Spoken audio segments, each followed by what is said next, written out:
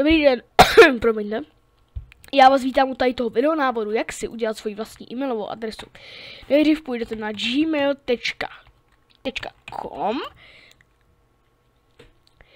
To vás přesměruje vlastně na login, neboli přihlášení, ale vy si tam dole dáte vytvořit účet, já vám to hnedka ukážu.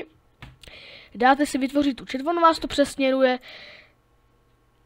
sem. Tady si pak zadáte svoje heslo, teda svoje jméno, příjmení, svoji e-mailovou adresu, kterou si jakože tady vytvoříte.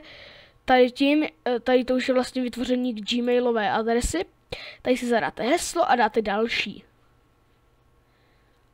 Už to točím asi na pošesté, ale to ničemu nevadí. Telefonní číslo si sem dáte. Takže já to tady stopnu a uvidíme se pak. Takže přišel vám vlastně kód na telefonní číslo. Dáte si tam vlastně to svoje telefonní číslo, pak dáte další, tam se vám ukáže na mobilu, že vám přišla zpráva, ten kód dáte do toho, pak se vám zobrazí tady to a tady nic už plnit nemusíte. Tady si dáte jenom své narození, já bych doporučoval dávat, pokud vám není víc jak 18 nebo myslím, že 15, tak si dajte 9. září 2000. Dáte si pohlaví, pokud jste žena, muž, nebo to je jedno vlastně, dáte si muž nebo žena, co jste, dáte si pak další a ono vás to už myslím, že přesměruje tady krásně na to. Jo, pak si tady jenom zaškrtnete toto, dáte vytvořit účet, tady to potvrdíte, protože jinak byste se tam nedostali. Jestli chcete, tak si to i klidně přečtěte, pro mě to je úplně zbytečné, protože já s tímhle umím. Já to tady asi střihnu, jo, střihnu. Dobře, takže vás to přesměruje sem. Tady vás to přesměruje. Tak klikněte tady na těch 9 teček. Tady se vám to načte. Mně se teďka trošku jakože seká Wi-Fi na takhle večer. Jo, i tohle se vám tady bude ukazovat a to jenom rozumím. Pak tady půjdete úplně dolů. Tady máte učebnu. Na to kliknete.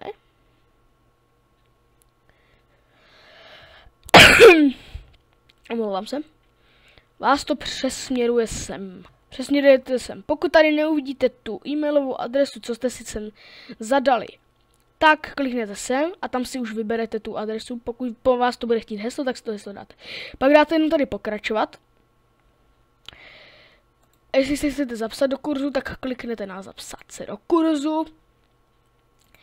Já teďka to tady střihnu, já potřebuju si jenom skopírovat ten kód kurzu, já ho mám teďka na YouTube kanále v informacích, tak já to tady na chvilku stopnu. Dobře, už tady vidíte, já se jenom kouknu, jestli to nahrává, ano, nahrává. Dobře, kód kurzu, to si sem dáte, klidně si tam dejte úplně to moje stejné, co tady mám, jenom tam není Q. Mě tam nejde psát, kámo. Aha, OK. Tady si prostě dáte tu. Jestli chcete teda na můj to, pak dáte jenom zapsat se. Tady ten Classroom je na otázky. Tady si dáte práce v kurzu. Tady si jestli chcete zapsat nějakou otázku, tak kliknete sem, dáte zobrazit otázku. Já jsem to dal jako otázku, protože tam nic jiného nebylo. A tady jenom budete přidávat komentáře, nebo mi můžete napsat soukromý komentář. Tak, tady nemusíte, tady pište taky, tady pište odpověď, nebo tu otázku, na co se mě chcete zeptat, tady to napište a pak to i napište tady do komentářů. Dal jsem to termín odevzdání na 30.9.2032, takže to bude až za 13 let. Samozřejmě, že to uběhne strašně za dlouho a to vlastně bylo všechno tady k tomu videu. Pak si tady jenom, tady koukejte, já vám to ukážu tady. Natočíš, nebo natočíte, to je jedno, klidně mi tykejte, mě to je úplně jedno.